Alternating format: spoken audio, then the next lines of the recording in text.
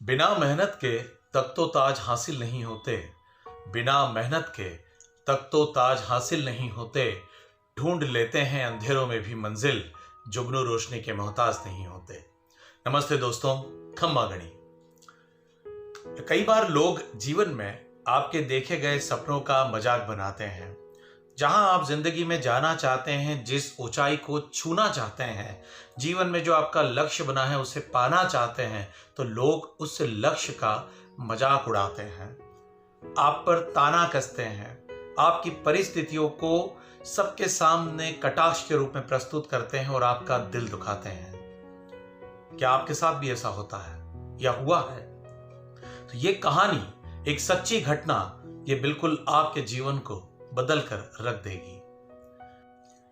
एक परिवार में एक लड़की, जिसकी बहुत सारी महत्वाकांक्षाएं थीं, जो जीवन में शायद कुछ करना चाहती थी, लेकिन उसे अवसर नहीं मिला और परिवार की नियति और उनकी इच्छा के कारण उसका कम उम्र में विवाह हो गया।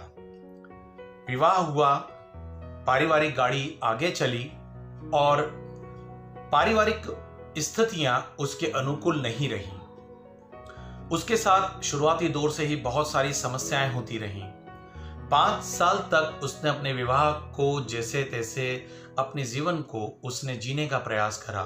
इस दौरान उसके 2 बच्चे भी हुए और अंततः उसके पति के साथ में उसका जो एक सामंजस्य था वो नहीं बन सका और पारिवारिक त्रासदी या प्रताड़ना आप कह सकते हैं उनके साथ जो बीती, उसके चलते उन्होंने अपने विवाह के 5 साल के बाद में तलाक ले लिया।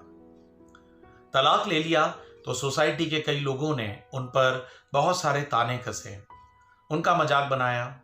क्योंकि वो शिक्षित कम थी, लेकिन उस महिला ने ये प्रण करा कि मैं अपनी शैक्षणिक योग्यता को आगे बढ़ाऊंगी और अब मैं नहीं रुकूंगी। उसने ग्रेजुएशन करा। ग्रेजुएशन करने के बाद में जोधपुर नगर निगम राजस्थान में सफाई कर्मचारियों के लिए भर्ती हो रही थी। आप मानेंगे, उस महिला ने सफाई कर्मचारी की नौकरी के लिए आवेदन दिया, क्योंकि उसे अपने दोनों बच्चों का भरण पोषण करना था, जीवन यापन करना था। उसे अपने लिए, अपने बच्चों के लिए, अपनी जिंदगी को आगे चलाने के लिए कुछ करना था। इसलिए उसने सफाई कर्मचारी की नौकरी के लिए आवेदन पत्र दिया।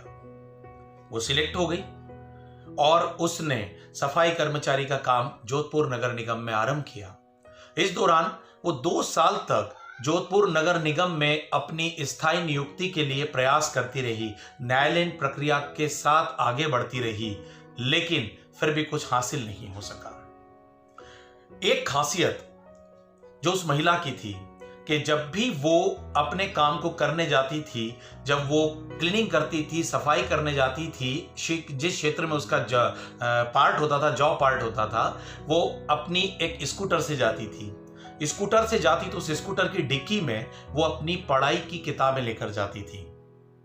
उसने ये बात ठान ली थी कि अगर इस तरह संघर्ष कर कोई मुकाम हासिल नहीं हो रहा है, तो मैं अब इस सोसाइटी को, इन ताना देने वाले लोगों को अधिकारी बनकर दिखाऊंगी।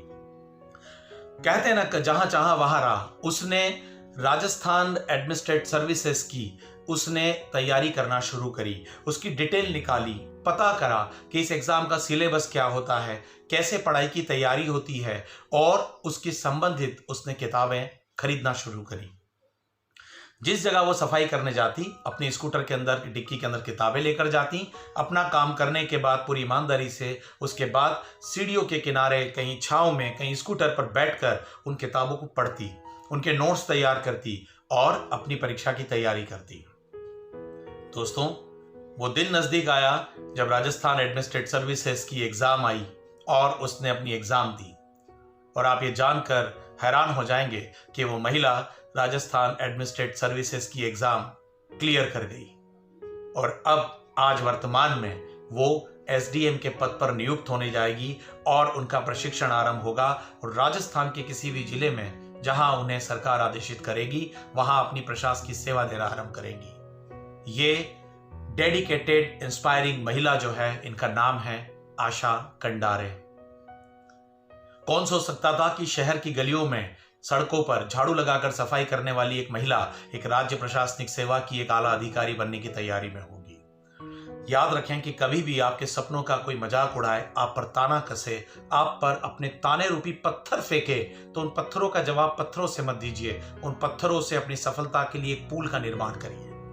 हो सकता है कि सफलता का पुल आप बना चुके और पार करने के बाद अगले मोड़ पर सफलता आपका इंतजार कर रही हो और पत्थर फेंकने वालों को आपकी सफलता मुंह तोड़ जवाब दे दे।